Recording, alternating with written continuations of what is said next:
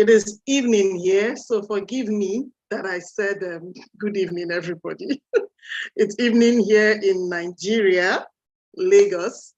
And I'm sure wherever it is that we are at, it should be afternoon, morning, you know, so forgive me that I said, okay. I'm getting a feedback. Okay, so we're going to be going in. So I love what Pastor said about coaching, mentoring, and all of that. Now, for coaching, for anyone who has not been involved in any form of coaching before, what we do as life coaches and as an integrative practitioner, what that means is simply that we infuse life coaching with therapy. So life coaching is different from mentoring, is different from counseling, is different from motivational speakers. It is more like for life coaching, we believe that you have the answers that you are looking for. We believe that everybody has the solution to whatever problem it is that you're going through. So all we do with people is to help them gain clarity. So we help you gain clarity and then you hit the ground running. But then infusing it with therapy means that we take people from dysfunction to functional, or life coaching from functional to optimal. So that's practically all that I do.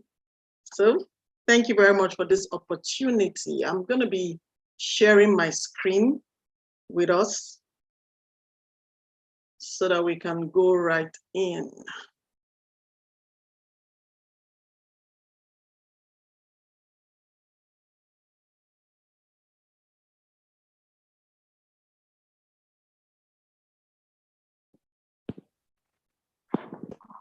Can we see my screen, please? Even though I'm trying to make it bigger.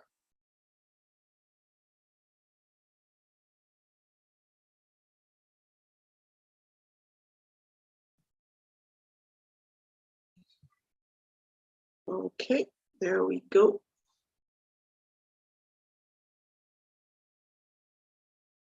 If you can see my screen and you can still hear me, please just say yes in the chat room so that I know that we are together. Okay, thank you very much for that feedback.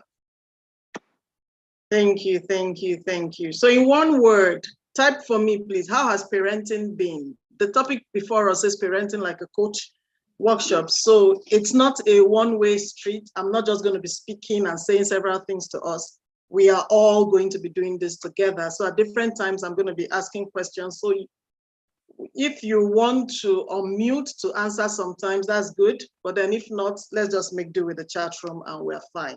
So just in one word, describe parenting for you. How has parenting been for you?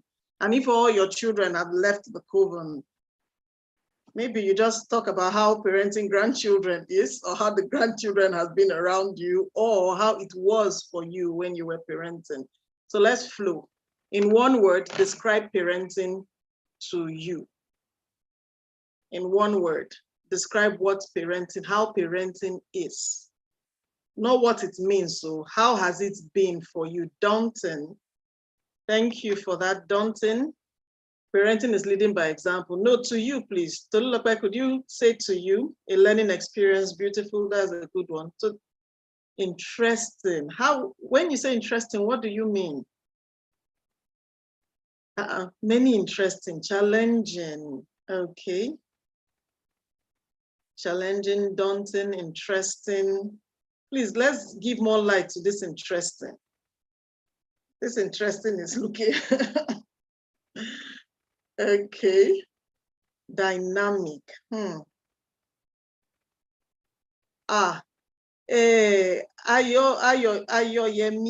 I hope I pronounced that name right. Forgive me, please. Exciting. We need to call you upstage, or it's you that need to be taking this, please.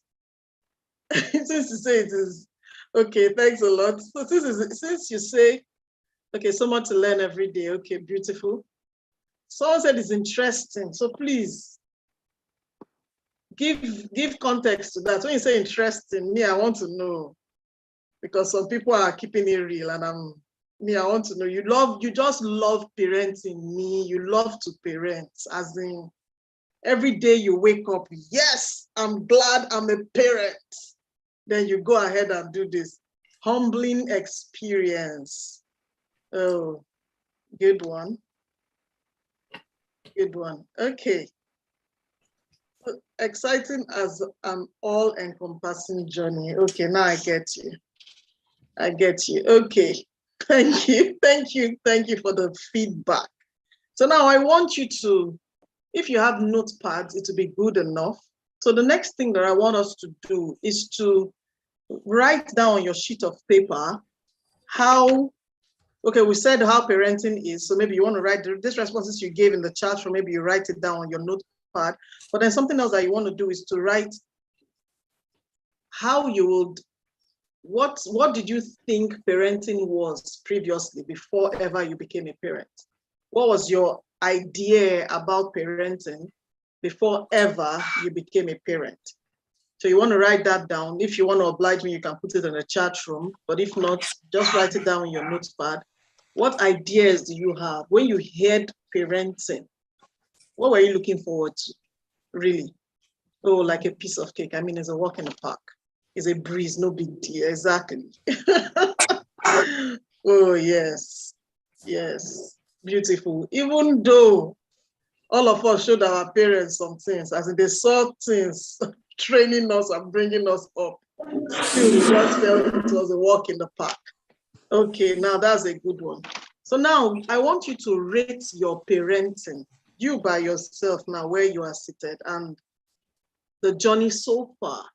On a scale of 0 to 100, how would you rate yourself and your giving instructions, expecting them to be followed? So that means instructions are not being followed as you thought.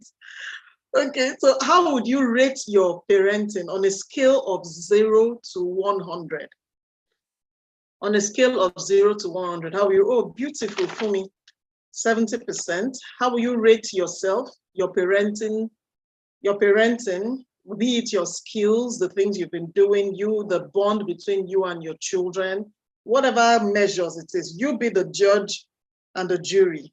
Use whatever measures you want to use to measure yourself. Choose the KPI yourself and rate yourself on a scale of 0 to 100. How has parenting, or how will you rate your parenting?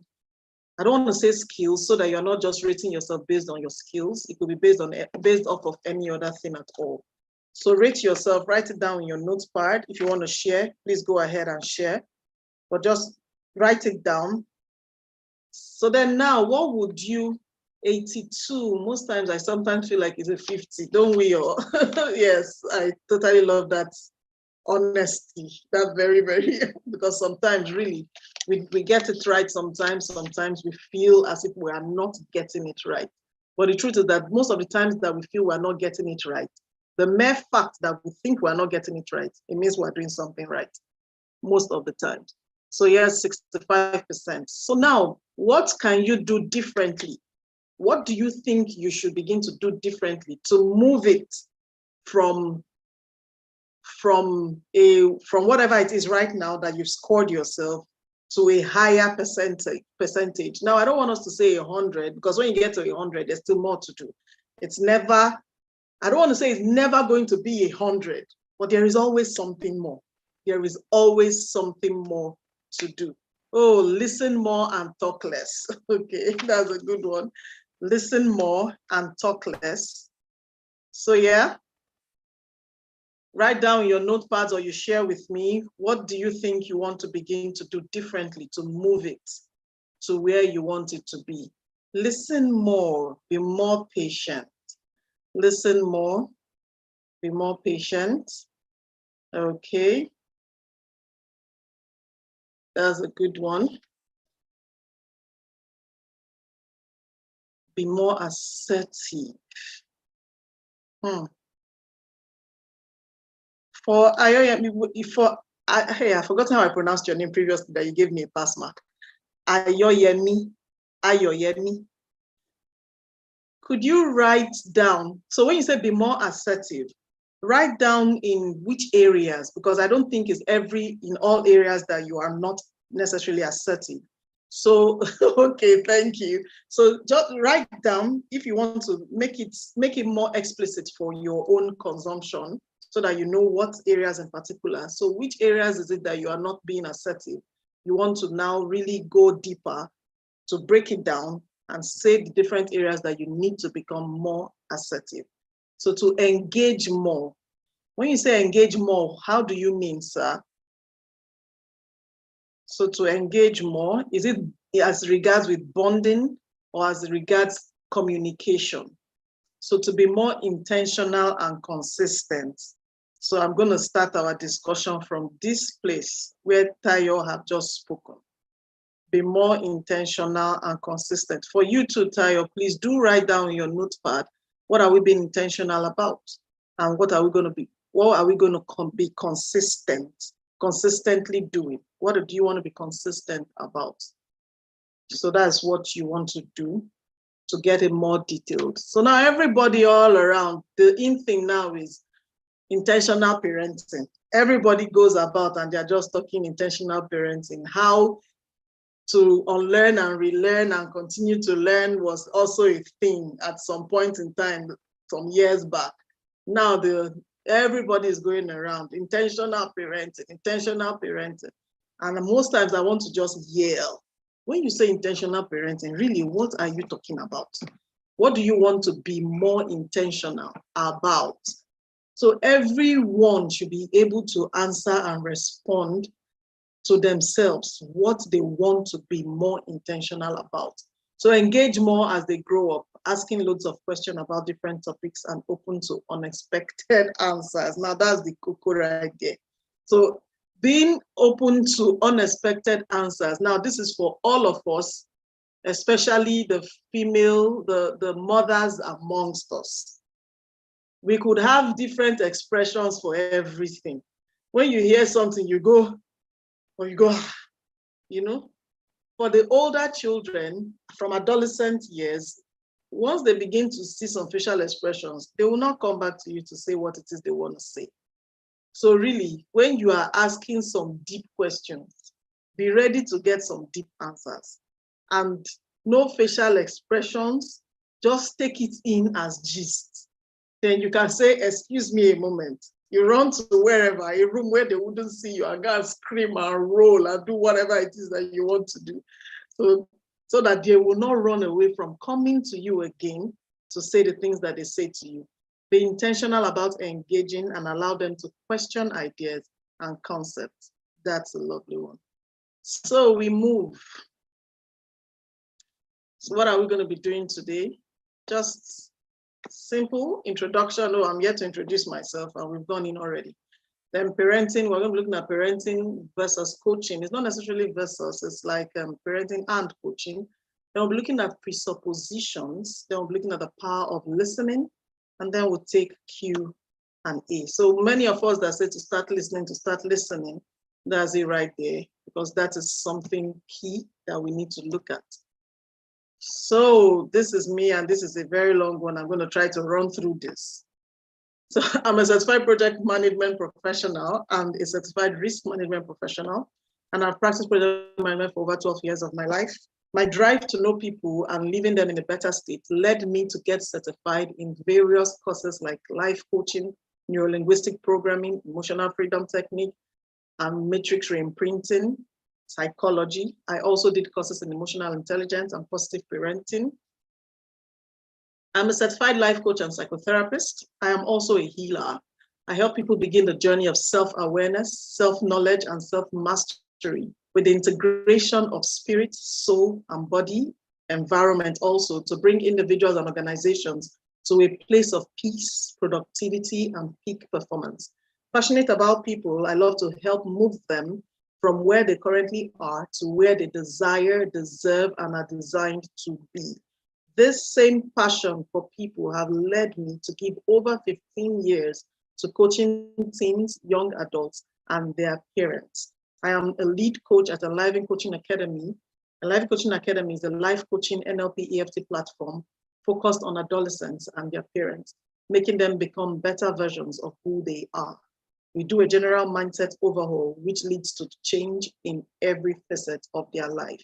My name is Nwadiuto, Coach Nwa for short. It's easier to remember. So parenting is about us and not the child.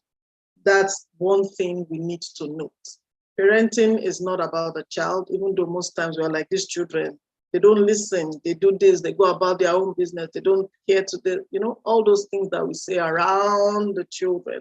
The children are the same. It's the environment that they found themselves in that has changed, which means that the way things were years back is different from the way things are right now. And all we know is the way our parents parented us, if that is the right English, how they did it. That was all we saw and we learned, or what we saw in the society or the environment around about us. But things are different today.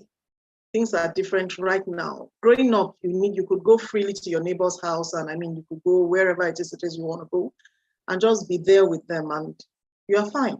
But these days, you want to be scared if your child keeps spending time at the neighbors and we don't know what they are doing there, what's happening behind closed doors. Everyone is now skeptical of the other because we are trying to ensure that we are protecting our children as much as possible from the vices that exist around about them. So this now makes us do things differently.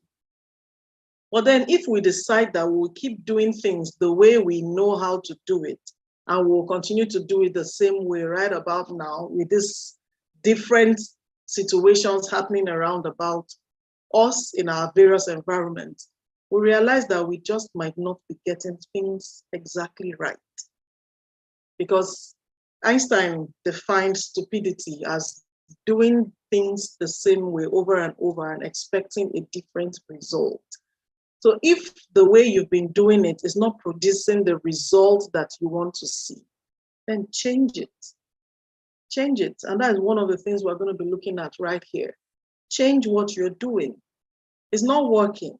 We change it. That's something we have the ability to do. We have the ability to change, and change is constant. Change is constant, and we have the ability to do it. So parenting is not about the child. Parenting is different. We are the parents. It is our job. Parent is us. When they say, where is the parent of this child? We are the ones that will come out. It's not the child that will come out. So the child has no business with parenting. We are the parents, and we need to begin to take the job as seriously as possible. That it is that we are meant to be doing for our children. So it is our duty to do every single thing that we are meant to be doing for our children, which are, now we're looking at parenting versus coaching. And the plus sign here shows that it is not a versus, it is actually going to be adding coaching to what it is that we're doing now. Remember when I introduced what a life or who a life coach is? We don't tell you what to do. So you have lived your life for the number of years you've lived it. So me seeing you or knowing you for the few minutes we've been together now doesn't make me an expert at living your life. So you are the expert at living your own life. And that is what we believe as life coaches. So we don't tell, we don't advise.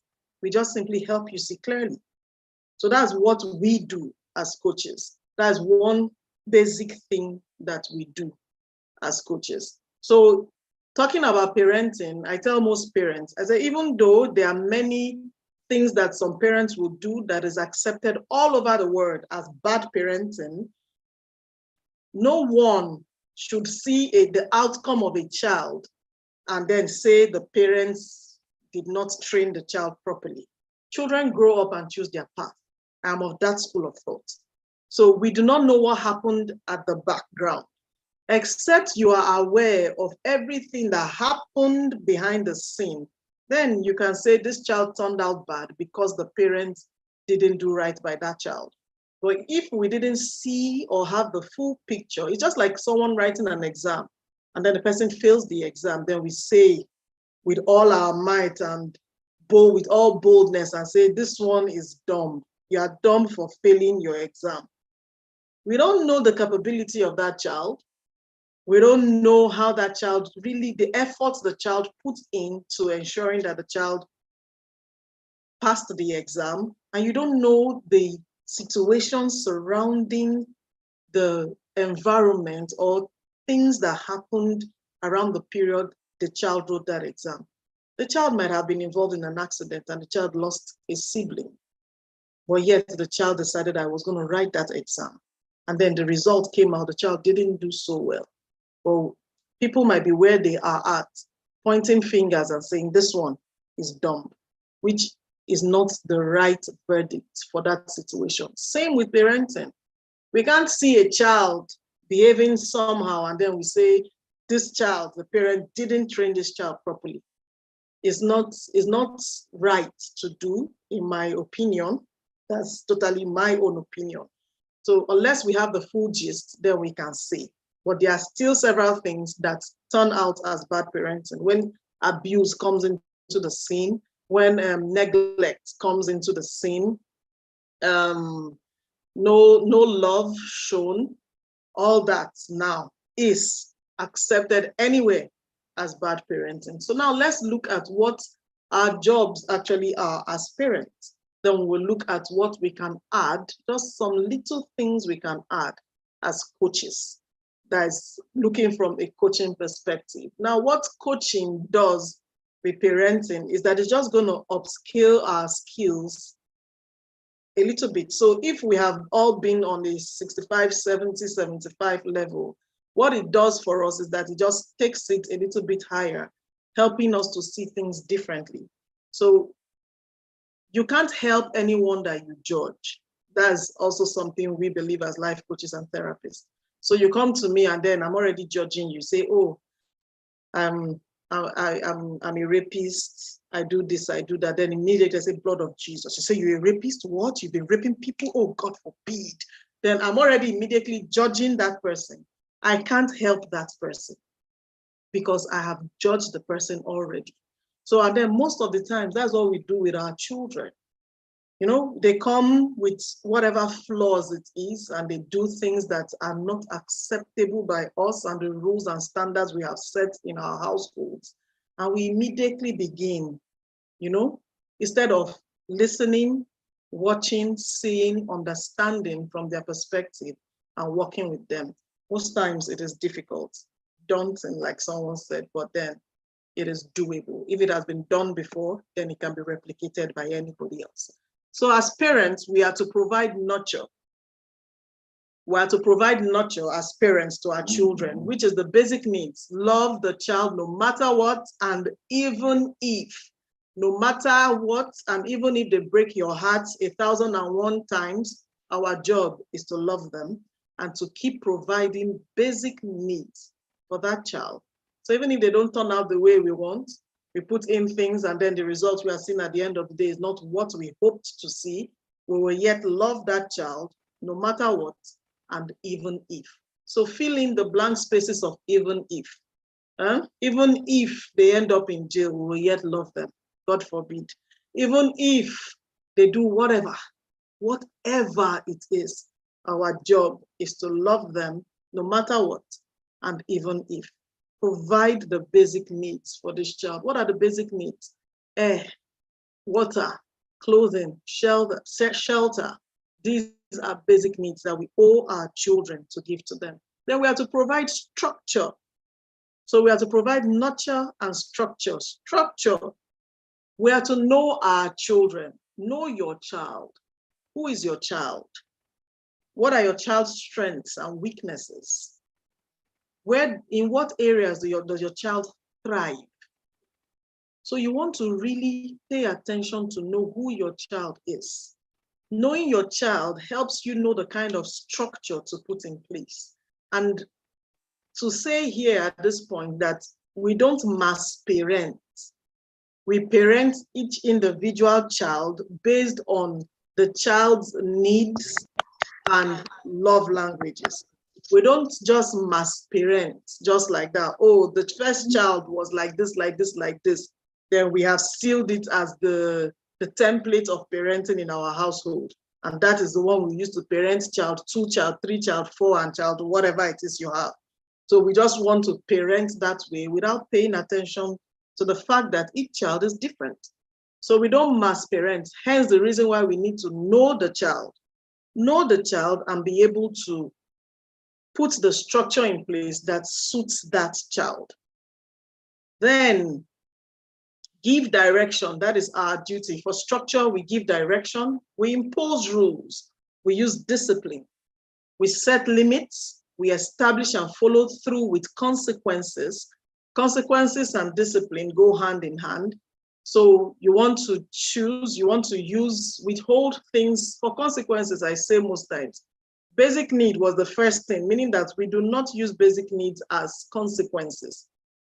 Don't withhold basic needs because say, no food for you for 2 days, or no food for you tonight, because the child didn't do the dishes or because the child didn't do well at school.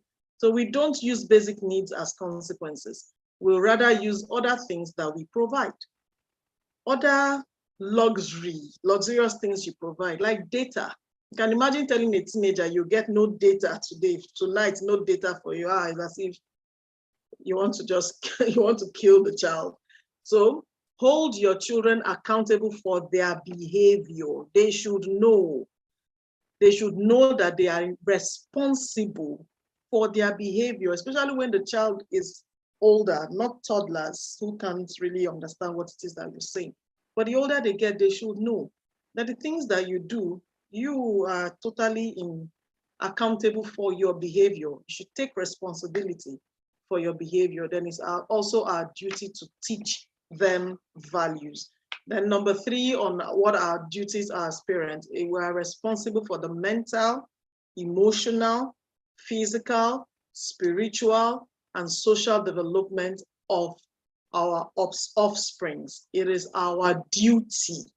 It is our duty to ensure that they are mentally okay, emotionally stable, physically fine, spiritually sound, and socially fine. We should ensure at every point in time that all this is intact. And for any of these areas where you know you can't fit in, get help. Where you know that it is beyond your own skill as a parent, just get help. Get somebody else who is more skilled in these areas to help the child. Now let's move to coaching very quickly. So as a coach, one of the things that we do is that we know how to join the dots backwards. We know how to listen and then be able to connect the dots backwards to make things make sense. Yeah, so that's something that we do. So while people are speaking and we're listening, we have foresight, we have hindsight, we have insight, and then we can give direction. And that is something that is necessary in parenting. You should be able to see. Be able to see. Once a child is displaying some habits, you know already how that child will end up. You don't need a soothsayer. You don't need somebody to tell you how things are going to end. So as a coach, we're able to read patterns. We're able to read cycles. So when somebody has been abused as a child, we know it's going to happen again. It will happen again, and it will keep happening. It will continue to happen until that cycle is broken. If that cycle is not broken, it will keep repeating itself forever, because life happens in cycles. Life happens in patterns, it happens in cycles. So when you see a certain pattern repeating itself over and over again, you want to break it. So you have seen already that, oh, this happened this happened previously. This is happening now. It's going to happen again. Break it and give direction. Be able to correct, know things to do. If it is beyond you, get help. So most times, the reason why I keep saying if it's beyond you, get help is because most times, most of the clients I get are people that have hit rock bottom, as in they wait till it's now so bad before they run to get help. So we can salvage the situation before it becomes so bad. So when you know that it is beyond you, you don't have the expertise on what to do, please get help. Then we have great listening abilities. We have the ability to listen to the things you've said, to the things you have not said, to the things you intend to say. We can hear it all. So that is something, a skill also that parents need. We need to be able to listen. Listen to verbal and non-verbal cues. Then another skill, coaching skill that parents need that will help us a lot as parents is to know the goal. Always focus on what you want to achieve. For older children, you want to focus on what you and your child have agreed as the goal. But when they are younger, you are in total control. As they grow older, we are including them in the plans and everything it is that we are beginning to make. So know the goal. Coaches always know the goal. When you come to see me, the first thing I ask, what do you want? How can I help you? What do you want to achieve from these sessions we're going to be having? So that's the first thing, to always want to know the goal. Then it's not enough to know it. You need to understand it too. Understanding it goes beyond the what. You are now looking into the how. Oh, what's the goal? For your children to learn empathy, maybe. Then how are we going to help them learn empathy? How will they become more empathetic? That's something now that you want to begin to look at. So know the goal, understand the goal, then you help the child achieve the goal by being a wonderful cheerleader, by granting them clarity and being their accountability partner. You see there that there is nothing like being the judgment, the lion, and the lion of the tribe of our household.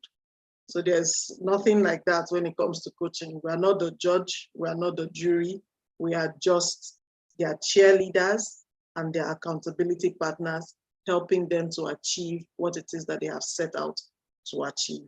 So these are just few coaching skills that will help buffer our parenting skills and take it top notch for you to begin to do things in a better way and getting more results as you would.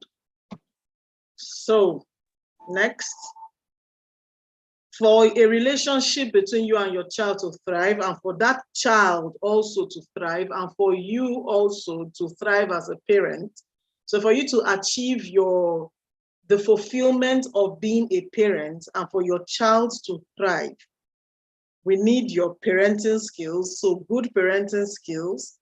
Then we need your basic coaching skills, which we have just highlighted in the previous slide. Then the love language of your child, where the perfect parenting skill and love language of the child meets is excellent and wonderful relationship between both parties. So the same love language that exists between a romantic relationship, like we are always highlighting every time, love languages, physical touch, acts of service, quality time, communication, gifts, all that is all part of it right here. This is the same thing with our children. You have that child that always wants to be hugged, to say good morning, always wants to get a pat on the back to say, oh, you did a good job, always just wants to cuddle and sit on your laps and wants to be around you. That's telling you that that child loves physical touch. So you want to give it as often as possible as a reward sort of for the child. And then what you don't want to do is to spank a child that loves physical touch. When you spank a child that loves physical touch, you have cut deep, as in you've gone too far with that child. So in trying to deal with that child. So we don't want to do that. Then when you have a child that is gifts, that is the act that's receiving gifts, that is the love language of the child, you want to reward with buying gifts for the child, but then we don't overdo it. So they are willing to always get gifts, but then we don't want to go overboard to overdo it. Buying gifts that are not even age appropriate and doing all that. So don't overdo it for that child that is that way. Then for acts of service, where the child just wants you to, for communication, where the child just wants you to talk to the child, as in talk to me, speak with me. Now, for those child that are very auditory, you don't want to insult the child verbally. When you insult that child, when you insult the child verbally, is going to cut too deep. So that's a no-no for that child. Therefore, acts of service. This child wants you to do it for me. As they always tell you, and you do it for me. Why wouldn't you help me? You know, it's not as if the child can't do it themselves, but then they will want you to do it because that is the child's own love language. So for that child, what you don't want to do is to jump at every request. Oh, mommy, do it for me. Daddy, do my this. Then you are always jumping to help, jumping to help. No. So you should know when you want to help and when you should allow the child to do it for themselves. Then for quality time, now this child just wants you to be where the child is at every point in time. This is different from the toddlers who is wanting attention and all that. No, this is even for older children who wants to just be around you at every point in time.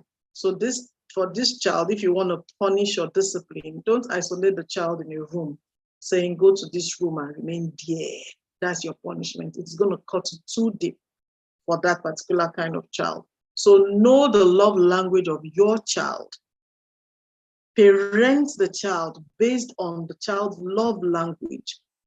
Put your structure in your household based on the child's love language.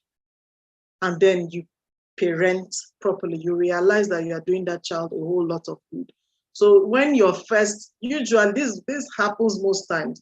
The first child that comes, we understand the child, we know the child, we know what to do at every point in time. Then we just simply copy and paste, copy and paste, copy and paste to every other child that comes after that. When most times that is not how the other children are wired. So you find out that you are blanket parenting and the child, the other children, only one child feels loved and welcomed and accepted, while other children might be struggling seriously to be loved and to be understood. So what we want to do is to understand your child. So know your child, know your child's love language so that we can parent better. So now in coaching or in NLP, neuro-linguistic programming, there is something we believe. We believe in presuppositions. And presuppositions are just unbiased, compelling set of beliefs that one can incorporate into their lives. So they are just beliefs that we believe are true, beliefs that we have accepted to be true because they've been proven over and over again in several circumstances, and it has shown itself as being true at every point in time.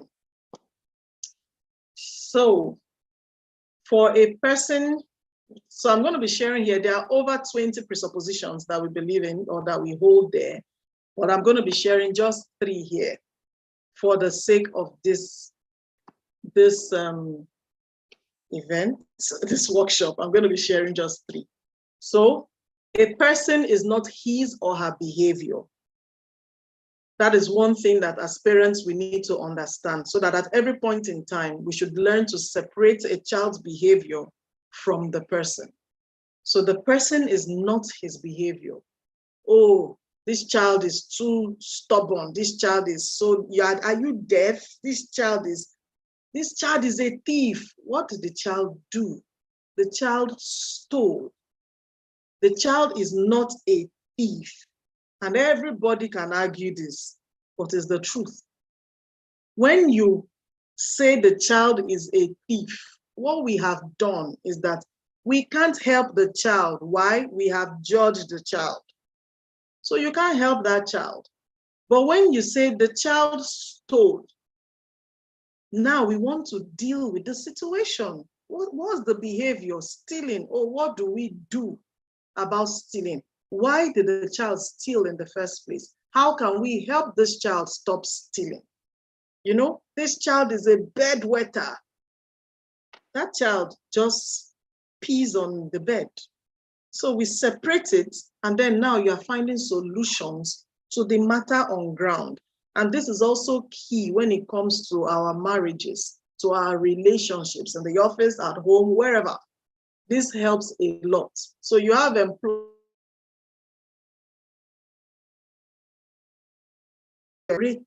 the behavior the person is depicting from the person. In marriages, you find out that we're attacking the person instead of the problem on ground. And then that's where conflict arises. Oh, he's always doing this, she's always doing this. Focus on the problem, not the person. So that's something we need to learn to do. Keep this at the back of your mind at every point in time. So each time our children do, when they do those things that make us want to, since we can't kill anybody, it makes us just, at those times, what we want to do is to separate the behavior from the person so that we can deal with that behavior to get the result we want. Then number 2 presupposition that will help parenting a lot is that people have all the resources they need to bring about change and success. This is to us as parents. So we have everything that we need. All that you need for life and godliness has been given unto us. So we have it all. We have it all on the inside of us to bring about the change that we need and to bring about the success that we need.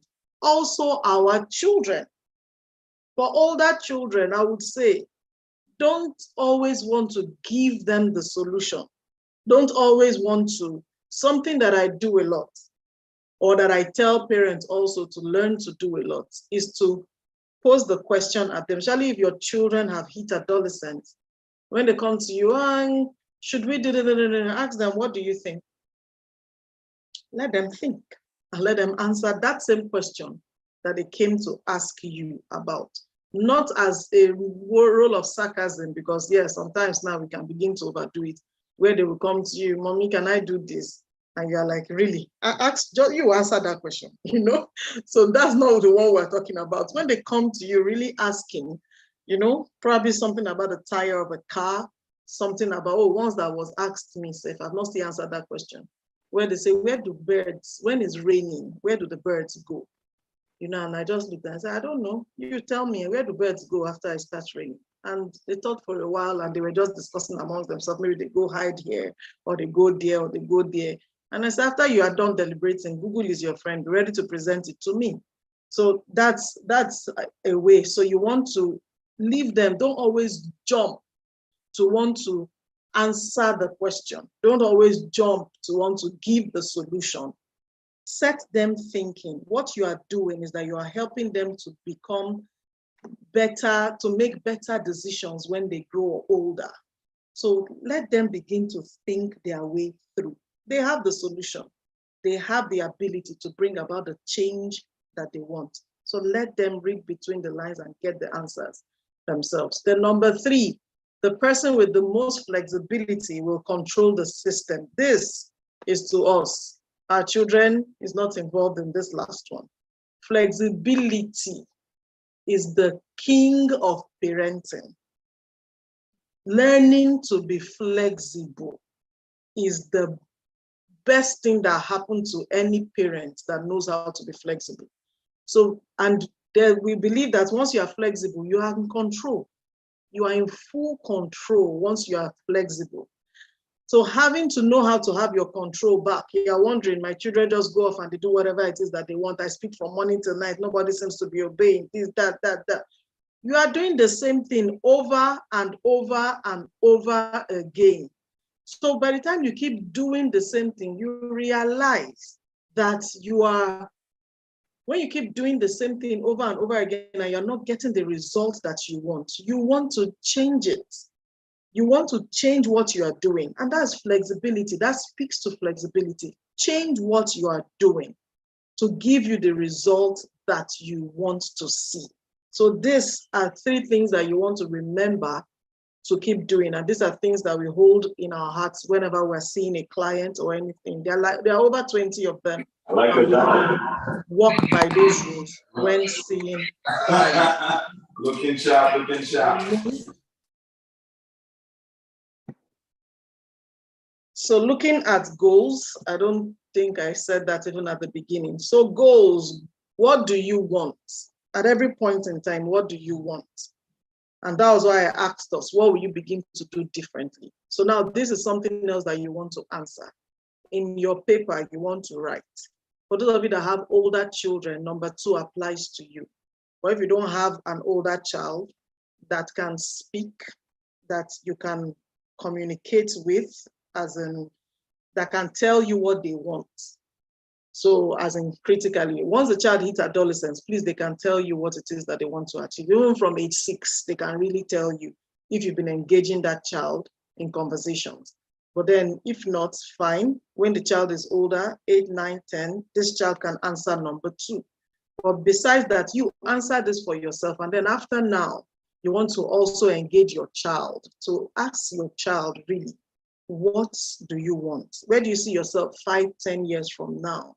Where do you see yourself in 5, 10 years from now? What will you be doing 5, 10 years from now? They will tell you what they want. They will tell it to you. But right now in your notepad, what do you want for your child? As a parent, what do you want? And then what do you want for your child? Then what do you think your child wants? So you want to write down in your notepad. If you want to type it in the chat room, please go ahead and type it. So what do you want? As a parent, what do you want for your child? What do you want for your child as a parent? Then you want to answer, what do you think your child wants? What do you think your child wants? 5, 10 years from now, what do you think your child would be doing? Where do you think your child is headed? So these are all the ways to answer that question. So what does your child want? What do you think your child wants? Where is your child headed? What interests your child? That's something else you want to write down. What interests your child? So now, having answered 1 and 2, how do you plan on achieving this? How do you plan on achieving what you want, what your child wants, if they are different? If your answer about what you want for your child and what your child wants, if they are different, how are you going to merge it? How would you merge it to be able to achieve it so that you are happy, your child is happy? How would you merge both? Then after here, if your child is home, you want to ask your child, 5, 10 years from now, what do you see yourself doing? If the child is younger, ask your child, what are your interests? What do you love to do? What do you love to do? Then I like that we rated ourselves at the beginning and our parenting skills. But now we're going to ask the examiner to rate us. And the examiners are our children. We are parenting them. So they are the ones that will rate us well. So you want to have a family meeting or just a chat with your child. And you want to ask, what am I doing that you don't like? Don't worry, they will answer you very well. So you want to wear your neutral face at that point and just listen. Listen and take in everything it is that they're saying. Some of them will overdo it. Some of them will tell you honestly what it is, but then listen to what they're saying. Behind everything that they say, there is a level of truth in it. So you want to listen to take in what it is that they're saying. So let your child rate you. So ask, what am I doing that you don't like? What do I do that you want me to continue to do? And what do you hope that I'll begin to do differently? So these are the 3 questions that you want to ask your child. I want to believe that we are all writing down.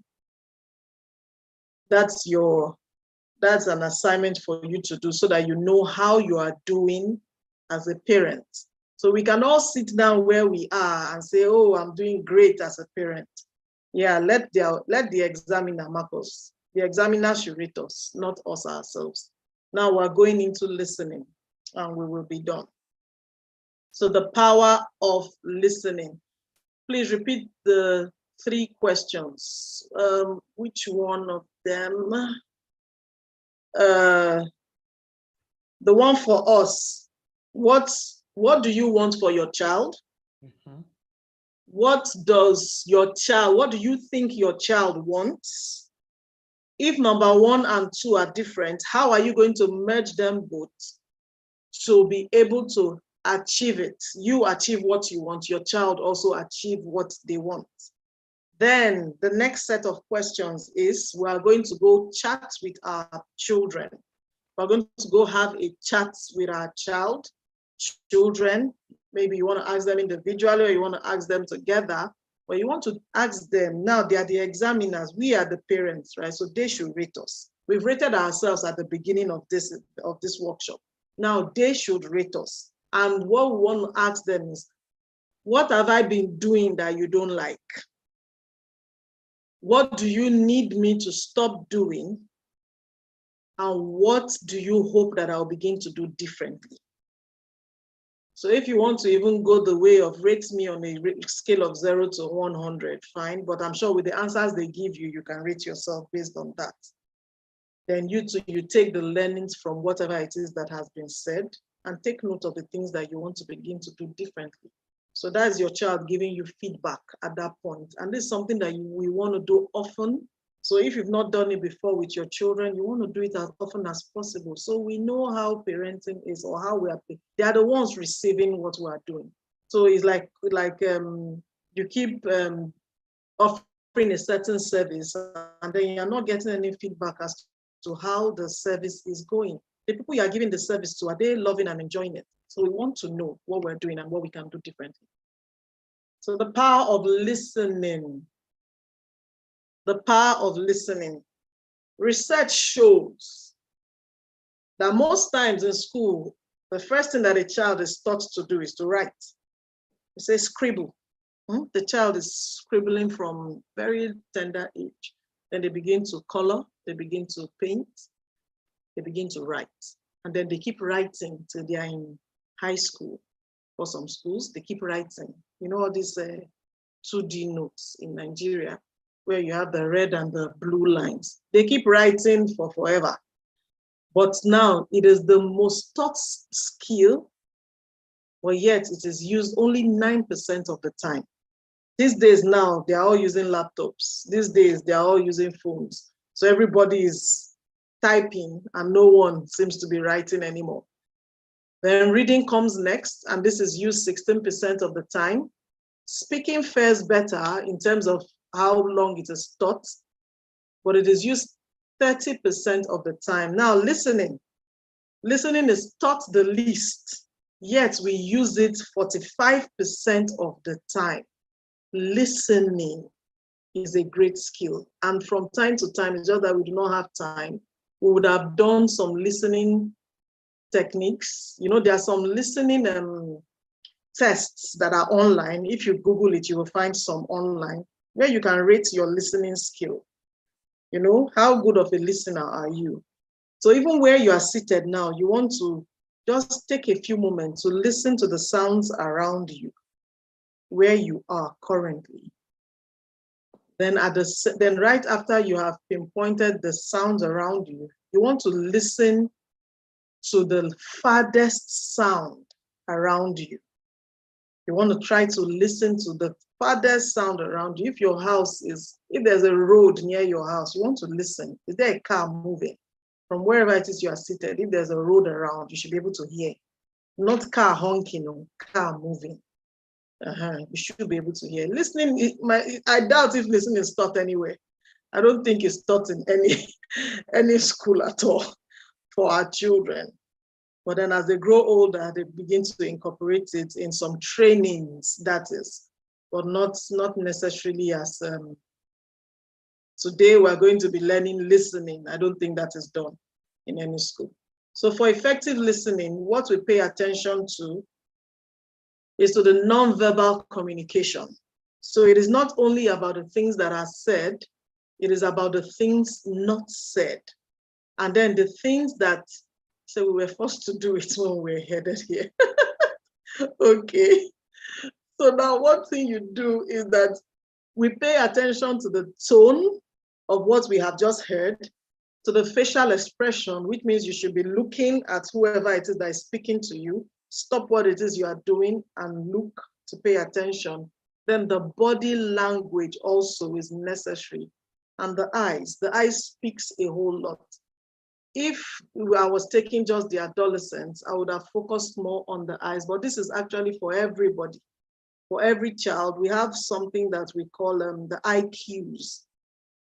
So from looking at the eye, you can know what somebody is saying.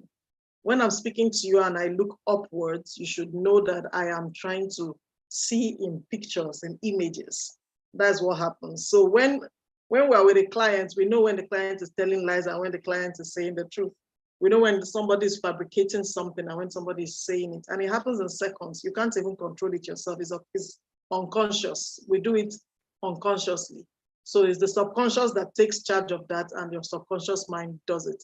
So when you're talking to my person keeps looking up, keep looking up. If the person is looking up to their right, that is you facing them, to their right, when you are facing them, the person is remembering images in pictures. When the person looks up to the left, the person is constructing images. So that didn't happen. Looking up to the left did not happen. So when they are saying something to you, they are fabricating something this way. This way, they are remembering something. Okay, so that happens all the time. So and it's in seconds. That's why you need to be looking. So you miss it when you are not looking. It's in seconds, very split, like this, very fast. So if you don't look, you miss it. So anything to the left that is up or side to the left is being fabricated. So anything to the right is being remembered. It actually happened. Then if the person looks downwards, that's a different one entirely. The person is looking into their emotions, looking within when someone looks down. That's why when somebody, you tell somebody, why did you do that? The person looks down. You're like, oh, this one is remorseful. So it actually speaks a whole lot, and you can miss it if you are not looking. So effective listening needs you to pay attention to the tone. To the tone, how are you doing? Fine. You know there is something wrong. So that doesn't sound like, how are you doing? Fine. That's different.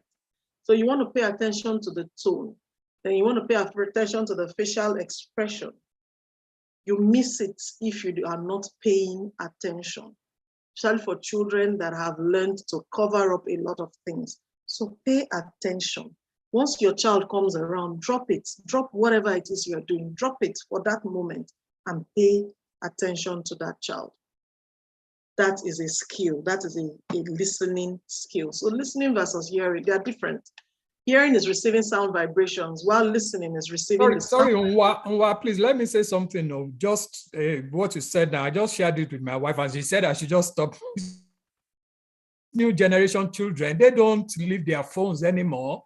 You want us to leave everything we are doing to concentrate on them.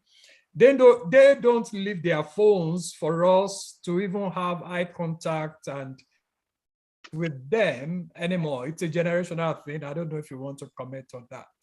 Okay, true, and I totally agree. That's their social life right now, and this is a whole different topic by itself. But then that's the social life that they have. But the truth is that we are yet parents. So what we say or what we advise most times is that, and if it's not something we've been doing since, but for the older teenagers and young adults, it might be difficult to enforce this. But if it has been a rule, the truth is that it will be obeyed to whatever age, as long as they are yet under your roof. So there should be what we call social media hygiene or digital hygiene. So we keep off, there should be a timing when they should be on their phones and when they should be on their laptops or their gadgets. And there should be a timing for older children. We say, ensure we are eating dinner at the table. So you have dining tables at your homes. It should be used, especially for the older children. Oh, at so and so time is dinner time and there are no gadgets here. No gadget, even parents, we obey it deeply. You know, I know of a family and I think they are able to successfully do that because that was the rule they started with. These children are, the first that they have is 22. He's still in the house. Okay, he came for the holiday. He still is in their house currently, but he yet obeys the rule. Once it's dinner over, then they have little family time together before they begin to wind down. So for him, he can have his phone still after they are winding down, but before going to bed, everybody drops their phone in a certain basket in the living room. Me, I was amazed at that. I wouldn't tell you lies. I was amazed at that, and I really wanted to know how that parent successfully did that, that even your older children are obeying it. And then the man just said, it's something that we've all been doing, that they also obey it as parents. They obey it. If you call me at a certain time, I can't pick because I have to obey the rule too. You know, so it's something that they have been doing and the older children obey it. But for the younger ones that have gadgets, their iPads and their tablets and their phones, we should have hygiene, digital hygiene. So it should be stated, it should be set, and they should know. But these rules should be set alongside the child so that they know this is the rule. We accept it as our rule. Should anybody fault it, this consequence will come to play. That's the key thing about it. So yes, and then something else, if they are speaking to you and then they are pressing phone, you are talking to me, you are pressing your phone. We might want to have rules like that, which means that you also as a parent should abide by that. So you come to me, you are pressing your phone. I remember my son will come to me and then he's on the phone typing. And me, I will just keep doing what he's doing. And he said, you're not answering. I'm like, oh, were you talking to me? I didn't know you were talking to me. So he knows, without me even necessarily saying, when you come to me, don't be pressing your phone. So he knows that when he's coming to me to discuss or to say something, your phone shouldn't be coming to you, coming with you, because I'm giving you my undivided attention. If it is as important to you as I'm trying to make it, then you should also drop your gadget. So these little rules that we can put here and there helps the child to obey and helps them spending time on the screen reduced sort of to a limit. We can't totally take it off. That's the truth. It's their social life. We can't yank them off it. But there is a way to put things in place to ensure that that is done. I hope that was able to take care of that a little bit. So hearing is receiving sound vibrations, while listening is receiving the sound vibrations and understanding it. Listening is done consciously. So it is a conscious thing that we do to listen. It's not subconscious. You don't hear, your subconscious don't just take over to hear. No, you need to want to hear, to understand what has been said to you, to listen. So to be a better listener, you want to make eye contact if you can, as much as possible, then you want to pay attention. Keep an open mind to whatever it is that's going to be said to you. So this is not only to our children, to whoever, wherever. You want to keep an open mind when you are listening. So listen to learn and not to respond. We've been wired to want to respond rather than to learn from what the person is saying to us. So listen in details. You know, while somebody is talking, we already have a ready response to give, and we're like, okay, just finish. No, just finish. Let me respond. You know, we are ready to just give it. But then keep an open mind, listen to learn, not to respond. Then pay attention to non-verbal cues, like we have highlighted in the previous slide. Then you want to summarize what the person has said so that the person knows that, oh, we're on the same page, we said the same thing, and then to give feedback. Because that's the same thing with our children. Sometimes we say something, we think that they've gotten what it is that we've said, but they didn't. They understood something else. So you want them to say back to me what I've just said to you. What's the summary of what I have said to you? Say it to me back. You know, so you want them to give you back what you have just said. Especially those times that we sit down, then we are giving a long correction speech. You should not be doing this as a child of God. This is what is needed of you. This is this. And then we have given it to, you spent like 30 minutes talking. And you think that child got anything you are saying. The child had logged off when you started the talk. Once you said, as a child of God, the child has logged off and installed another program. So he's just there sitting down looking at you, but it's not there. So when you are done talking, you feel it has entered. You go your way, the child goes your way, but then next thing you realize that, no, the child did not understand anything it is that you said. But when you have said what it is you have said, you want your child to tell you back what you have just said. Oh, what do you understand from what I have just said? So let the child tell you what did you just get from what I have just said. Even when we are disciplining, we want to ask them, so this, what will you begin to do differently? After they've served the punishment or the discipline measures, whatever it is that you have put in place, the structure you've put in place, you want to get feedback. What will you begin to do differently? Or what did this teach you? And what will you begin to do differently? So that we know that what we are enforcing is working. So if it's not giving you the result you want, you change it. Find another measure on things that you can begin to do. So to be a better listener, you want to ensure that you drop all biases, drop all facial expressions, and you just listen. Smile when you need to. Don't be alarmed and scare the child at different times for them not to come back again to share with you. So you want to just have a calm face, calm voice at every point in time. And that will be all. So do we have any questions? Any questions that we want to ask? Or if you have any life situation, as in something it is that you're going through with your child currently that you want to share, or even as a parent right now that you want to share, we all will join hands together to help answer it. And we move on. So questions? Yeah, thank you very much, Unwa. Yeah, this is a very, very loaded you've given us in so short a time. So we want to thank you profusely on behalf of Parenting Plus Network to really, really thank you for it of knowledge and practical understanding that you have shared with us on our platform. I have no doubt in my mind that soon enough we're going to bring you back. But the way I want to do that is that I'm going to leave it open to our members. You are a very versatile facilitator, and I mean, when you've done quite a number where you have expert. I'm telling every Parenting Plus Network member, I want you to private chat me of interest. Would you want us to when we bring back Unwa? Because definitely we are going to have her back in the coming months. So that's an assignment for members of the PPN.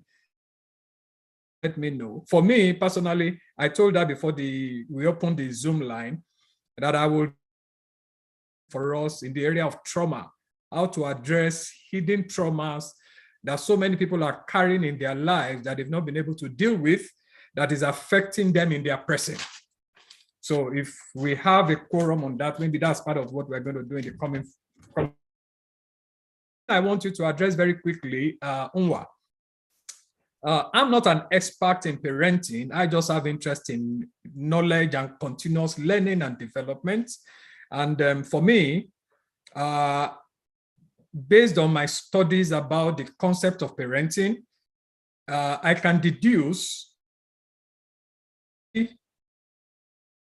three windows of opportunity in a child-parenting relationship.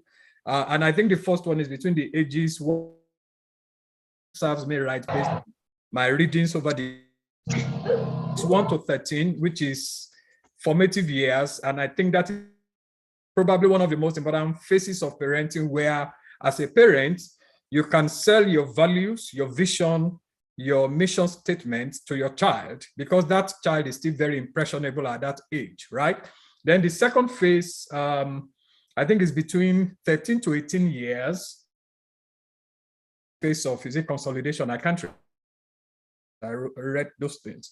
Now, I mean, the things you taught that child between 13, you it's in that time frame, and then the final phase from 18 to young adulthood, when I mean, I believe is the phase is the At that point, you can't boss them around anymore. You have to collaborate with them. But this is where I'm going. And the reason why I'm saying for the benefit of a lot of people on this call, probably one way or the other, they missed that window of opportunity.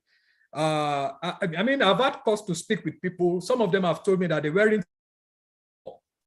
And you can imagine someone that didn't have a relationship with either a dad or a mom now attempting to be a parent. I mean, it's going to be a tough one for that person. So I encouragement and inspiration from you for people that peradventure I mean, maybe in their own parenting with their child now, they didn't do what they were supposed to do at the early stage of parenting. That child is now a young adult, like very difficult to bend. What's your encouragement to people in that scenario? Okay, now the child, for older children, they have almost found themselves. Yeah. So really, we can't shove anything down their throats. They are a full-grown human, as in they are formed already. So there's really nothing, we can't shove it down their throats. So what we're going to be doing at that stage is to communicate and hope that they change if there is anything that needs to be changed in their lives. So it's more like helping them see clearly. Majorly, when you're speaking with them, you want to use metaphors. You want to paint scenarios. You want to use metaphors as in for them to drive your point home deeper and better. So that is one of the things that we want to do with children that are at that age or at that level. If they are already a menace or a vice themselves, then you want to get them the necessary help possible. But then those ones too, you can't even drag them to go get help. They need to they need to want the help before you even take them to go get help. So for that age, really, it's more like you just keep speaking. We keep speaking, not shoving it down their throat, not fighting, no banter, because once you begin to fight and banter, you've lost them. So we're not fighting, they are grown. It's just like shouting at your neighbor and saying, this flower pot, you must not put it here in their own house. You are telling them how to put their flower pots and stuff. So it's more like you communicating with them and letting them know or see in ways possible. So we have to be creative with how it is that we want to begin to tell them things I want them to do. It looks as if I've frozen. I thought as you're much. not frozen. You're We okay. can hear you. Oh. She was there before. Oh dear. I think she's gone. Okay, we have temporarily lost Coach Nwa, but this is the time we have the opportunity to put our questions in the chat box. I've been checking the chat box. I'm yet to see any questions. So while we're waiting for Coach Nwa to join us back, I just wanted to put in a few things that I learned. I think the first thing that she threw at me that rocked my boat was that parenting is about the parents and not the child. And I'm thinking, but I'm parenting, the child is already, I know my right from my wrong, so it's the child I'm trying to, instruct. So that kind of rocked my boat. But I think she's back now. We love. I apologize. Can I be heard? Yes, we can hear you now. Sorry, I had to connect with my phone. It's faster than the laptop. Laptop is actually still rolling. Please pardon me and our network. It is well with us. So, but was I heard? Did you hear what Yes, we heard you. Saying? Okay, so all hope is not lost to me. In my opinion, you should keep speaking, especially if they are still under your roof. If they're still under your roof, then you might still have a window right there. But if they've left your roof, we leave them to the hands of God. We keep praying over their life and hoping that things get better. Coach, I was asking that on the send in their questions in the chat group, and if people want to ask, we can actually the questions. So I was just trying to kind of say a few things that I picked up. And the first thing you threw at us was that parenting was about the parents and not the child. I already know my right from my wrong. I'm trying to teach the child. So that kind of set me thinking. And you ask some questions, and about it is, for me, is because I tend to talk a lot. The challenge I have sometimes is that I talk a lot. I'm talking, interestingly, something happened yesterday evening. I took my daughter swimming, and on our way back, I was chatting and I asked her a question. And there I was me, I have not finished speaking. So while you were talking to them, like, okay,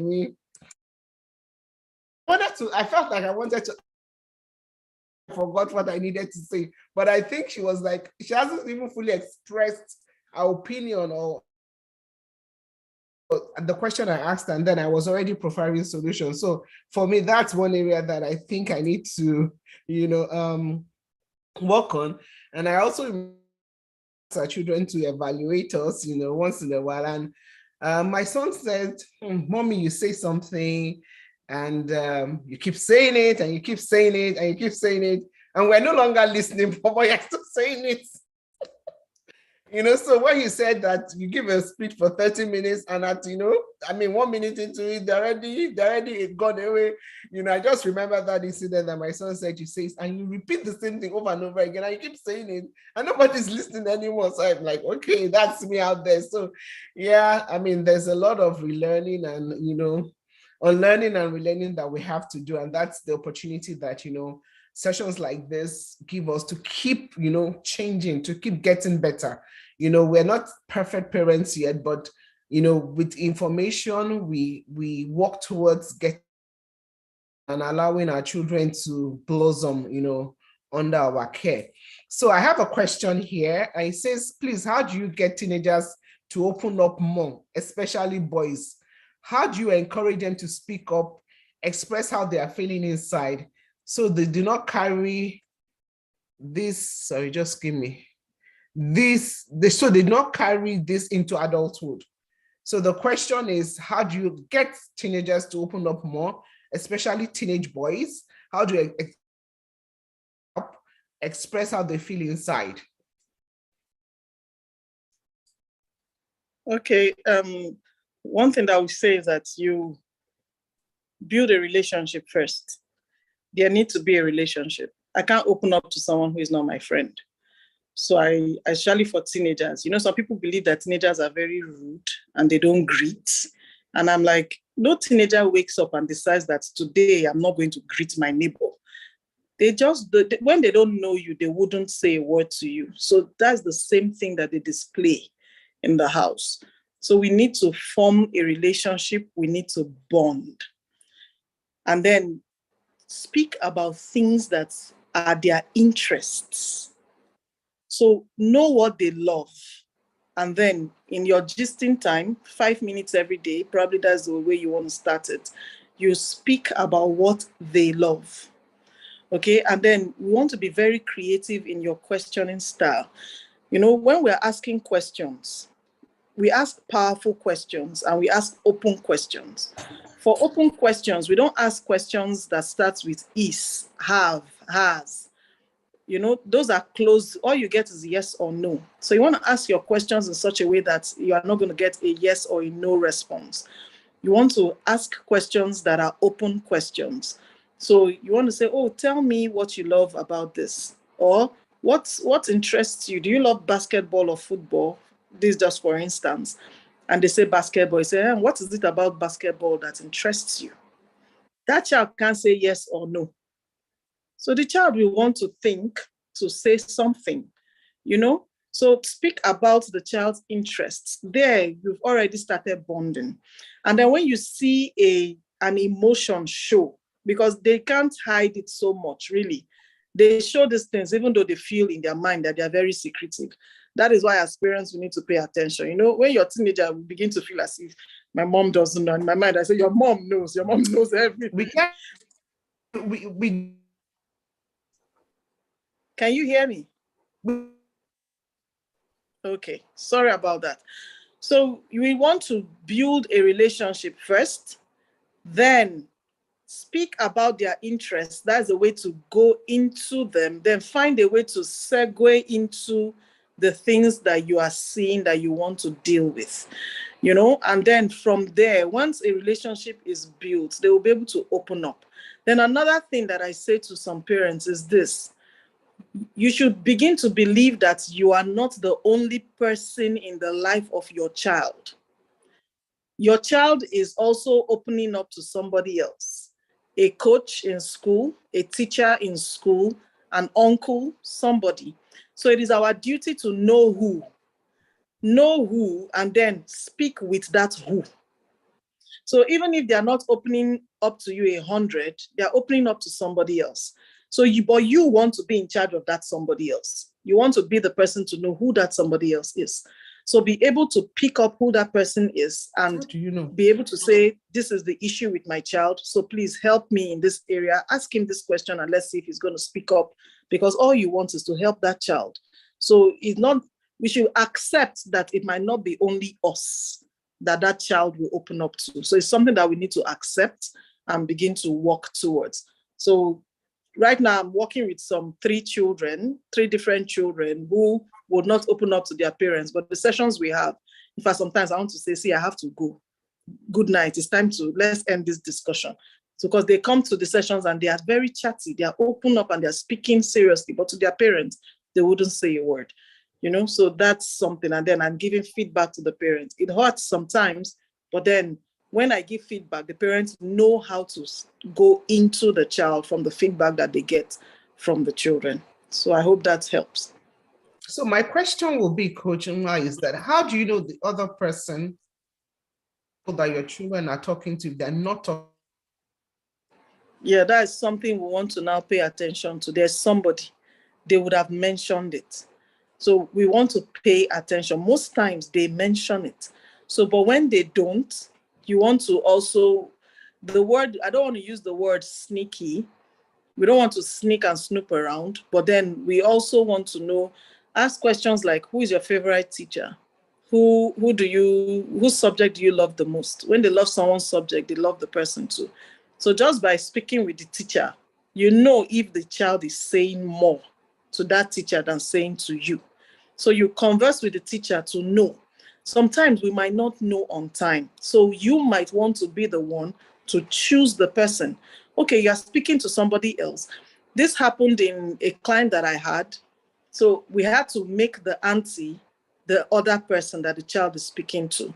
So the auntie would call the child every day. They're speaking together, they're talking. So she comes visiting, she spends time, she's speaking with the girl, you know, every single time. And they're spending time talking about makeup and fashion because that's what the girl likes. So they are going shopping to buy makeup, which the girl, of course, can't rub on herself because it's not allowed. So she's rubbing it for the auntie. She's doing all of that. And in their time and their moment at that period where they are doing all of that, their defense is low. They are their real self and they are in their elements. So the auntie is picking up all these things and is able to speak to the parents about what it is. So in that situation, the parents chose the who. So she might be speaking to several other people, but in this instance, the parents chose this who so that they know who the child is also speaking with. Thank you very much. Do we have anyone that has currently seen it? Please ask your questions now. If you would like to ask directly, you can raise and ask Coach Nwa your questions.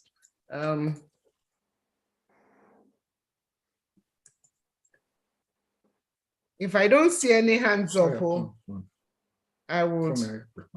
Where's that? Okay, Fumi Ayepakun, I see you have raised up your hand. You can unmute yourself and ask your question. Okay, good evening, everyone. Thank you so much for this opportunity. Thank you, Coach Nwa. It's been a great time. My question is this.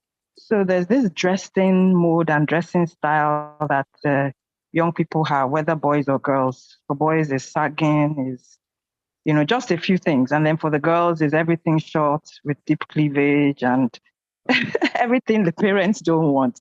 Now, I have grown children. I've passed through it. I'm passing through it again with my teenage child. And I just wanted to ask your opinion. So I've come to understand that, at a certain age, children are looking for ways to express themselves. Now, some of those expressions are not necessarily the best, right? Like those short things that they wear. So if you say don't do it, you don't want a situation where they go behind you and that's what they're doing. At the same time, you accommodate some of it and you cringe when you go out with them because you're like, you know what, this child is not really representing me appropriately. How would you counsel parents to kind of like really just, handle those sort of situations in a way that you don't push your child to do things behind your back or to feel like, you know what, this woman or man just doesn't get it, this parent just doesn't get it. At the same time, you permit them to somewhat express themselves. So if you could just speak to that, thank you. Okay, this is usually a hard one to swallow, especially when you hear people saying that my child wants to go out at night. I don't know what to do. And then I'm like, okay, if the child goes out at night, what's your fear? Even though sometimes it is actually difficult to stomach some of these things, and you have actually said it. That's you being flexible when you even stomach some of it. And when they are older, I would always want to say things like, let's meet each other halfway. Okay, let's meet each other halfway. So I'm going to allow this. So allow some of mine too. So take some of mine too. So this is where communication is key. So instead of being the judge and jury every time, especially when they are teenagers, they are older, honestly, it's difficult to shove some things down their throat. Just like you said, they will go behind your back and they are doing it. They are doing many things behind our backs. Sometimes it sleeps, sometimes we don't see it. But we brace ourselves each time and believe that they are obeying and they are keeping to the standards that they have been taught. So for those type of situations is to say, okay, you want to do this, you want to do this, you want to do this. 5 things you want me to accept. I'm going to accept 2. So me too. I also want you to do this. I want you to do this. I want you to do this. So accept 2 of mine. Okay, so this here now, we are meeting each other halfway. And then you say, this one, no, this number 3, I will not agree. As long as you're under this, my roof by me, I say no to this one. Then they will also tell you to, me too, this number 4, me, I say no to it. And this is where we are beginning to hear their opinion. And even you want to also discuss, what is it about wearing this type of clothes what is it about this that you love? So now you want to know if it's as a result of peer pressure or if it's as a result of peer pressure wanting to be accepted in a certain circle, or if this is them just really wanting to express themselves. So because sometimes our children go off and then they are doing some things that you are wondering, where did this come from? You should know that there is something else that is involved in this. So have those discussions also. So it might not be a sit down, let us discuss kind of conversation. It's more like, oh, I want to wear this. Tell me, what's it about this type of dressing that even excites you? Because when you say we need to talk, it's as if all defenses, they build up the walls of defense. But when it's just a normal conversation. Say, tell me what is about this type of skimpy things now that you love so much. So you hear, you listen.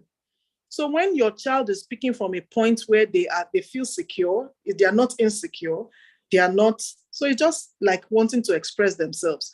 It should have boundaries. It should still be between a certain structure. So there should still be what is acceptable in the skimpiness. Because these days now, when we talk skimpy, it's almost as if it's nothing, as in you're practically wearing nothing. So there should be things that are acceptable and things that you're going to say an outright no to. And you also want to be sure that they are not doing it behind you. And then I will always still add into it, even if they do it behind you. There's nothing you can do about that. So the one you see, we focus on. The one we can't see, you leave that one into the hands of God.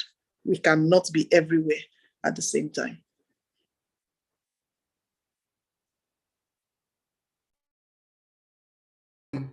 Thank you so much, Coach Uwa. you know, you said in terms of degree of skimpiness, how much, that's what I was trying to think. But I remember a couple of years back, I wanted to buy shorts for my time, and she had outgrown the ones she had, and I went to the store. You know, I went to the stores I normally shop store to the other, moving from one store to the other. Because all the shops I went to, she was still much younger. She's a teenager now. They were all low waist. What does she need to wear low waist for?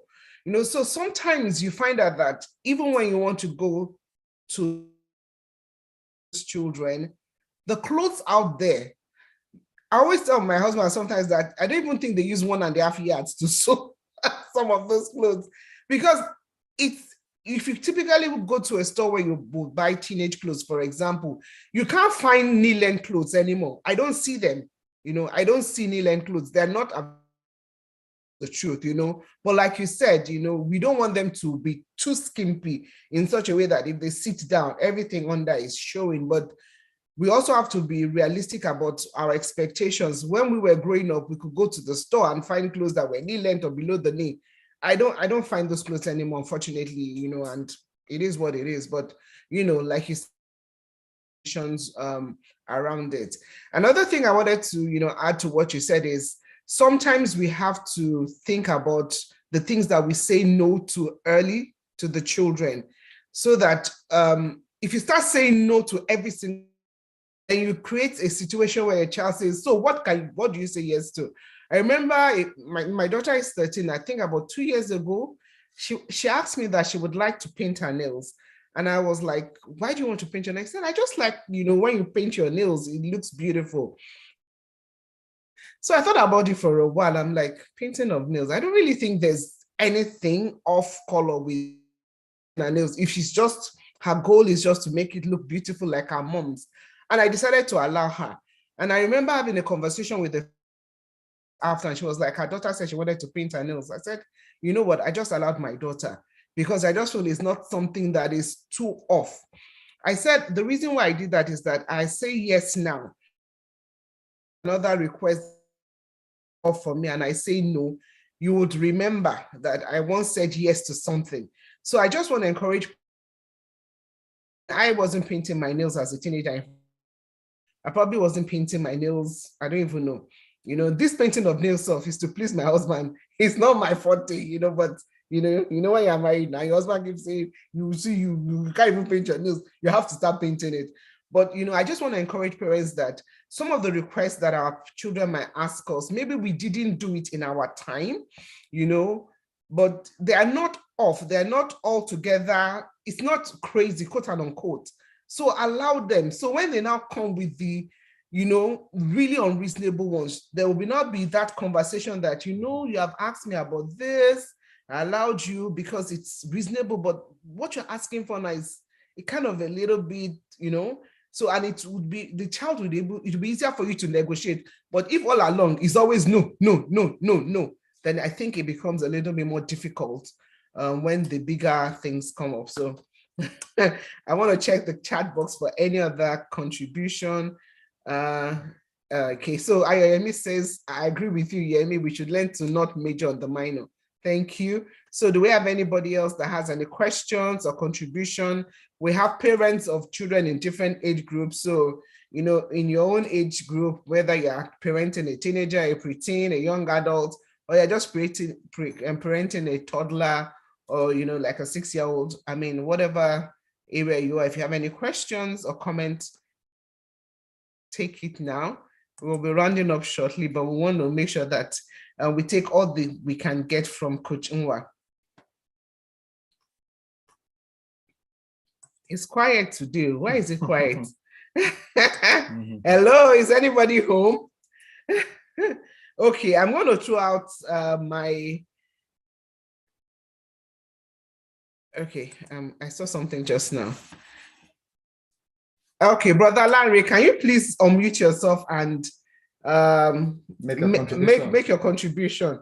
I'm not going to read it out to you. I want to hear your voice. Can you hear me now? Yes, we can. Okay, it's been a very interesting day. Thank you so much to our coach. Actually, I heard a lot today that made me to think and think again. Thank you very much. Yeah. So apparently we all have children of various ages who are parenting, and I believe we all have various challenges relating to that. But when I look at some of these challenges, what I've thought through, trying to look at how we grew up and how they are growing up, we are privileged because in our own days, we had a lot of structured learning, training, teaching, instruction, and all that. And then, if you think about it, there was no phone. A parent will almost certainly know everything that the child is hearing, or the channels through the child is learning stuff. Just a few of them. Then maybe teacher, the parents on the school, maybe some family members. But fortunately today, we're in a situation whereby most of what come to the children in terms of information, they are totally out of our hands, because they're on their age, of course, but there are a lot more exposure now, there are a lot more interaction with people outside that you don't even know through social media and all that. So I believe that's one of the reasons why we are challenged, because when you have an instruction and 1,000 other people are saying something different, in various ways, the children will tend to be confused, and sometimes the numbers tend to override. If so many people are saying something, that's a way you tend to think that's the correct, or that's the popular, or that's the in thing, that kind of thing. So I believe that's some of the challenges that we'll have. And looking at it from that end, I believe we need to begin to see how we can manage that, come to that realization and begin to see how we can manage that. I don't have an answer, but I just realize that that's one of the challenges that we'll have. There's so much more they are learning. So it put us, if I can say it, in lesser control, right, than, that depends on the age anyway, lesser control than our parents were on us, or had for us, right? And one of the things that we've been trying to do is actually to choose our battles and try to know when to talk and when to just allow it to pass. Otherwise, you find yourself talking every time. Try to prioritize and look at the key things you want to talk about. Also, we also, like I mentioned earlier, we also should prepare ourselves for unexpected answers, because these days the answers that we hear sometimes they can jolt you. They can jolt you. So you have to condition it, and like the speaker has said, you have to sort of try to contain your reaction sometimes, not to display it in front of the children. Maybe you can do that later. So that's all the thoughts running through my mind, and I believe we just need to recognize some of these challenges and trust God to help us to to be able to overcome them and get the best out of the children, essentially try to help them achieve their potentials. Amen. So if you have anything to add, if you have any response, I would appreciate it, in terms of now so much is outside, so much they are learning. I don't know if you have anything to say in that respect, because I think that was one of the challenges that we're having in terms of so much to manage that of information. Thank you.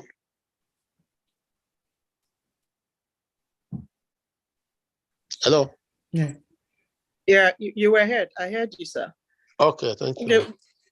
Yeah, you are right, actually. And then it's usually, it's more difficult, and I agree. And then it's also not so easy for our children also. They also have a lot that is hitting them than we had to deal with growing up. Then I cannot imagine the generations that are above me. It just keeps getting, I don't want to use the word worse, but it's more difficult as we go down the generation. So they also are having things that they're struggling with, a whole lot more that they're struggling with than we ever did. So if we look at it from that perspective and try to understand them from that perspective, we will have a whole lot more empathy for them, and then try to find out how we can come in. And that is why we keep saying structure. And for those of us that have very tender children, very little children, honestly, this is the best time. This is the best time. When Pastor was speaking about the age window, it's actually from age 0, in fact, from the 3rd trimester in the womb to age 7, that a child is malleable, extremely malleable, because the child at that point is just programming. The child is just receiving like a sponge in their subconscious mind, is taking everything right in.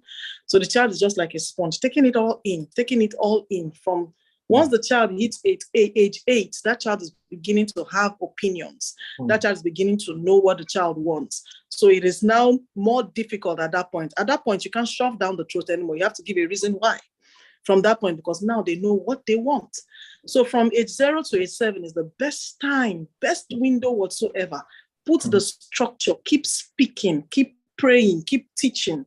At that point, age 0 to 7, keep doing all it is that you need to do for that child to keep picking it. The environment the child goes to also, you want to know where the child is at every point in time. So the child should only be in environments where you have designed for the child. Sometimes it is actually difficult because the child has to go to school. So who the child meets in school is also different. The child is coming, the people in school are coming from their own environments, bringing everything it is that they have at that point. So, but you will still try to sift out the things that they have learned from different places and still feed back the things it is that you want them to get. From age 8 to 13 is also a good time. Even though you can't shove it down their throat, but it's still a good time. They're still malleable a bit, even though we begin to give reasons, but you can still put the structures in place. So that's why we keep teaching. We just keep teaching. We just keep speaking. We try to avoid conflict, not avoiding conflict and allowing a lot of things, but avoiding conflict in the sense that we, just like you rightly said, picking your battles and then conversing. Speak. The children have ears. Speak with them. Ask questions that will make them say what is on the inside of them. That's a great skill that we want to have as parents. So ask questions that will set them thinking and will make them vomit the things that they have on the inside of them. So it helps you know the window or the loopholes and places that you need to work on. By the time you are bouncing questions off them from time to time. So it helps you do the things that you need to do, the needful that you need to do. But when it has to do with how do we control, how do we do all of that, honestly, once that child hits a certain age, it's difficult. It's very, very difficult. But what will speak for us is the training we've given. Train the child in the way he should go, and when he's old, he will not depart from it. So even if the child deviates from it, the angle of deviation is not going to be so much. It will still be within the way of conformity. So it's not going to go all the way from what you have taught. The child will still be within. So even though, yes, there might be a few deviations, but it's still an acceptable angle of deviation that a child has gone from. But God help us all. Okay, I have one question here. Okay.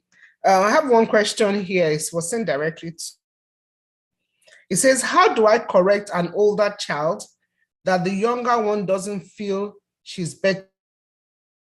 Correction. The younger child is already trying to correct her older one with authority. I'm trying to put a. Most times the correction comes spontaneously. Did you get the question? I missed some vital point. Yeah, I'll repeat it. How do I correct an older child that the younger one doesn't feel she's better because she gets less correction?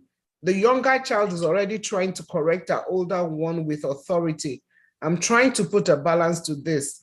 Most times the correction comes spontaneously. Okay. It's if it depends on the age of that child right now. So you want to choose your battles really, and then not be talking at every point in time. And then when we correct, what are we saying when we are correcting? So there's a difference between antagonizing the child and trying to correct the child. So when we use languages like you should know better, you're older, you should know better, you're trying to tell me something else. The message I'm interpreting from that, it looks like a normal statement, but the message that child gets from that means that, oh, you are so dumb, and then you are less loved, than these other ones are. And whenever the younger one does anything, we're always attacking the older one. So I've had a conversation with not one, not two children. I say, when your mother says that to you, how does it make you feel really? So she just makes me feel as if I'm useless. This was what the child said. When meanwhile, we say it so loosely, as in, you should know better. You're older, so you should know better. But then what the child is receiving is something different. But then also, what you want to stop doing is either correcting that child in front of the younger one, but when you correct, other children are learning. But also, if that is not the solution to that, you want to know, what are you saying when you correct? Because it's a message we're passing across to the other children. So what are you saying when you are correcting? Are you screaming? Are you yelling? What are you doing exactly? There's a way to correct. We can have a conversation, and then when I'm correcting, I'm teaching.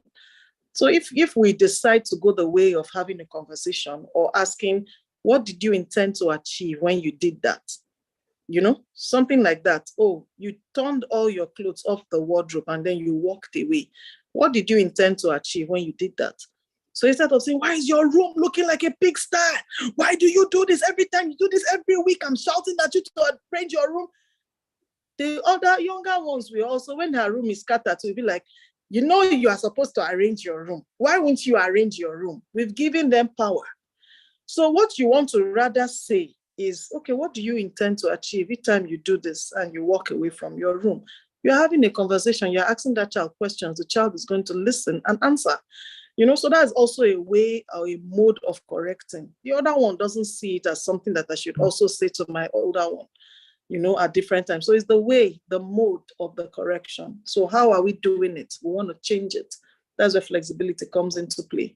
So change what we're doing. If it's not giving you the results you want, change it to get the results that you want to see. Thank you. I hope that helps. That really is a very, very good answer in terms of, not correcting in a way we want to correct their older ones, and, doing it in not necessarily in front of the younger ones all the time. Thank you so much, Coach.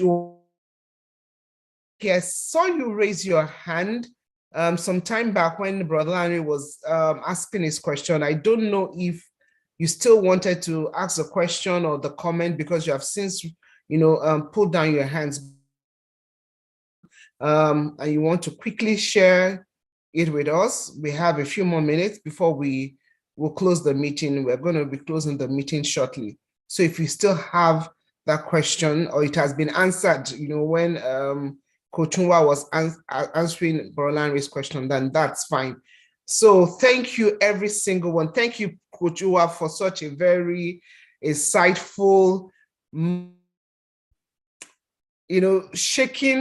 lot of shaking of the tables for us, and trying to help us to unlearn and relearn. It's been such a very insightful session. I've put a lot of things. I made a lot of notes. As you were telling us to write things down about, questions and things we wanted to do, I was, doing a lot of note taking for myself in order to improve and my parenting skills. Thank you so much. We appreciate, your time. I also want to take time to appreciate every single person that has, joined us in this meeting. And we know that we have very busy lives, and our Saturdays are very busy, but thank you for, taking time out to be with us. I want to particularly appreciate anyone that is joining the Parenting Plus Network meeting for the very first time. If you ever joining this meeting, can you just indicate, put your hands up so that we can actually, acknowledge you. Thank you for coming, and hopefully that, it's been a session, a time worth it for you. Bumi Oni, thank you for coming for the first time. Funmi Ayekpekun, thank you for the first time you are coming. Who else is here for the first time? Thank you, thank you, thank you. And for all our members that keep coming back again and again, we appreciate you. We trust that, we all will, have testimonies, as our children continue to grow older, we'll have reasons to rejoice over them, and we'll have testimonies to share.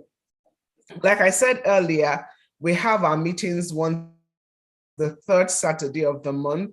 So mark your calendars. Every third Saturday of the month, we have be having a meeting, and we'll be bringing, you know, different areas that we keep talking about, all geared towards helping us, you know, be better parents, you know, to learn, and also to just, you know, be able to produce children that will influence their society, the society for good, children that can be blessing to their generation, that can impact their life and their world, you know, in a positive manner. So thank you all for joining us. Mark your calendars. Our next meeting will be on the 21st of May, which is the third Saturday in May. So please invite your friends, invite your colleagues at work, family members, your cousins, your aunties, invite as many people as you feel that they need to, you know, get this information here.